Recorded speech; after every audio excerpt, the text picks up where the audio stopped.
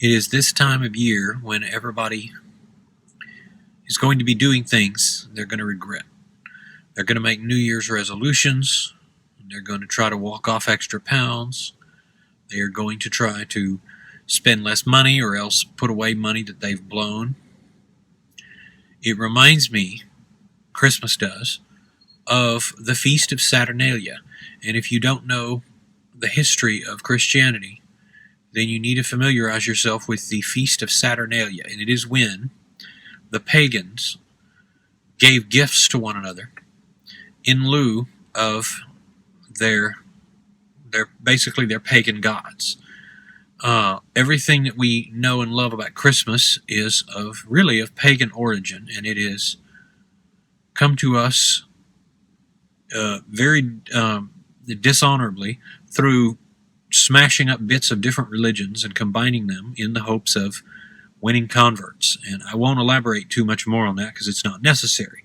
But basically, the Feast of Saturnalia was a time of great gluttony where everybody gave gifts and just kind of went crazy for the winter solstice.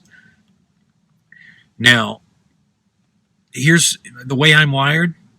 I don't like to be the guy who's stuffing my face when everybody else is stuffing their face. I don't like to be the one who's out shopping when everybody is out shopping. To me, that makes me feel like a sheeple. It makes me feel like just another of the crowd. And while I don't necessarily think I'm anything but a regular guy, I'm not invested in the masses. And it was Samuel Clemens who said, when we find ourselves agreeing with the majority, it's time to pause and reflect. I agree with those words.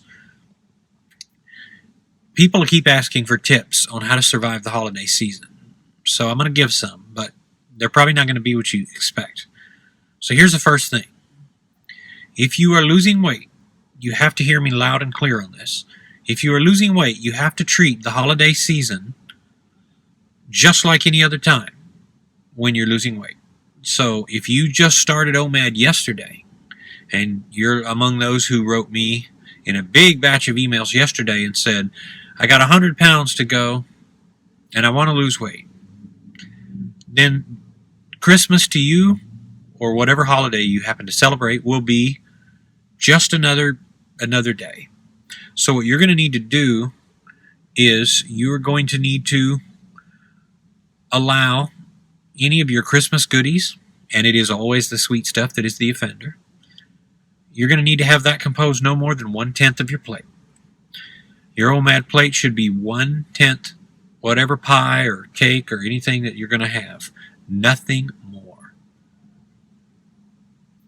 I say that strongly because you have to know that if I had given to the logic of, oh, well, it's Christmas, oh, well, it's Thanksgiving, oh, well, it's New Year's, I get to eat all day, all the time. If I caved to that, I would still be 300 pounds, 300 plus. I would still be wearing 4X shirts. I would still be wearing 54-inch waistbands. But I didn't think that way. I understood that it was what it was. And when I splurged, I understood that I was still in control. I had to be. And so the stupidest thing you can do is to think there's going to be an easy way, or that something I tell you will be like a super cheat, a super hack, where you just get to go crazy. But I do have this principle for any time someone brings home something that is spoilingly good. Let's say, and this doesn't have to apply just for the holidays. This can apply for your any time when you're at home, or hubby or wife brings home a pizza or brings home a bucket of chicken and it's not your mealtime. I call this the EDSS Principle. And basically it is EDSS. Expect it, declare it, store it, and say thanks. So expect it, declare it, store it, and say thanks. When you get food, when someone brings home food, that is, and it's not your mealtime, and you're tempted, this is the best opportunity for you to get a psychological edge on your eating. First of all, expect it. Expect that it's going to happen. And if you don't, then you're very naive, and you go through life with a very Pollyanna view, obviously. So expect it. It's going to happen. People are always going to bring fudge to the office or brownies or something. They're always going to do it for your entire journey.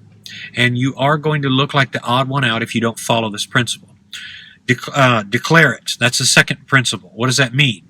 Oh, great. Don't say, well, oh, it's not my mealtime. I can't do that now. Just say, oh, great. I cannot wait to have that. And so get up and then store it.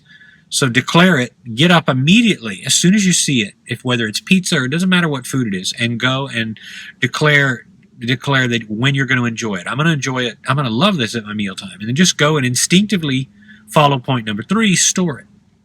So go, store it, and put it in Tupperware or whatever you have to do, and prepare your meal for tomorrow. What is this doing? It's psychologically priming you for the fact that you are in control, not the food. It's psychologically empowering you for the fact that with the knowledge, the actual experiential knowledge that you are in control and not your food. That's why this works. And then finally, say thanks. Appreciate the opportunity that every time you get to store and control your food, it's another victory. It's just like I said in the last video, your sales experience, every time you sell something, you get more confidence and you go and you want to sell something else. Every time you win, you want to win more. And you become more empowered and stronger with each occasion. Those lessons will never leave me. And I've seen it too many times. And I want you to know that this principle works. So that remember the EDSS principle. Expect it, declare it, store it, and then say thanks. And that way, whether it's the holidays or not, you have the means to stay in control and to understand that once you do that, you'll feel and see yourself doing it as you're following this principle, and it'll be that much more empowering and that much more liberating. Don't allow yourself to be threatened by anything anybody else has to do. Don't allow yourself to feel like you're in the passenger seat when you're in the driver's seat. It really is you in control. And it's only if you don't want to be, if you choose not to be, that is going to make that a reality.